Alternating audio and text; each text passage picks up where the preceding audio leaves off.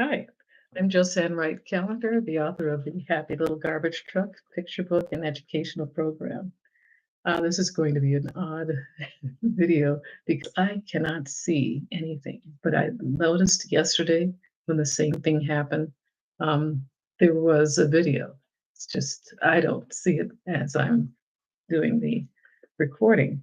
But I just wanted to get back in case this video actually does show up to talk about helping our children to actually hear us instead of just listening to our words.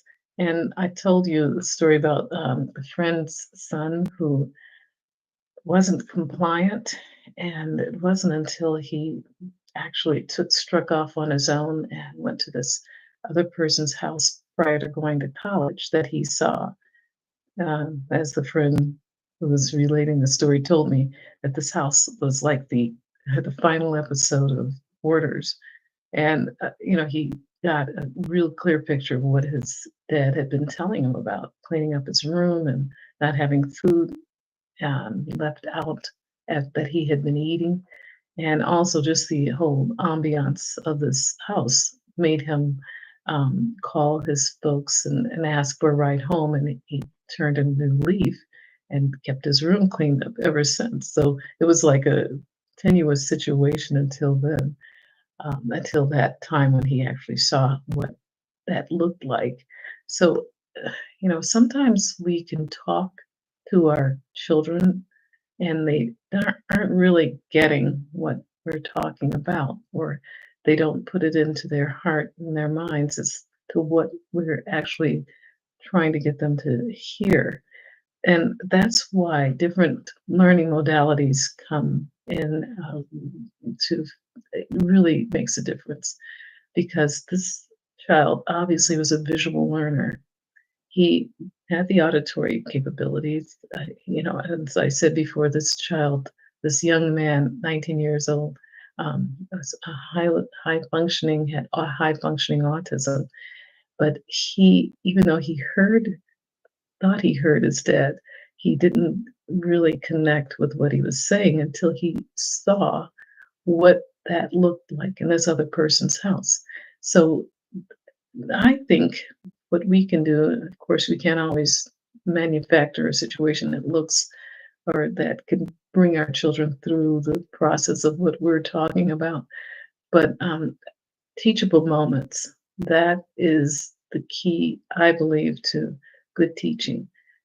Even if the child isn't hearing you, with an opportunity that presents itself that is similar to what you've been teaching them or they've been supposedly hearing you, when you have that teachable moment, say, this is what I've been saying, that this and this will work better.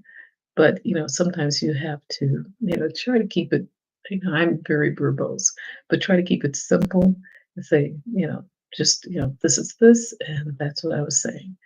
And see if that lesson can be carried over to another situation the next time.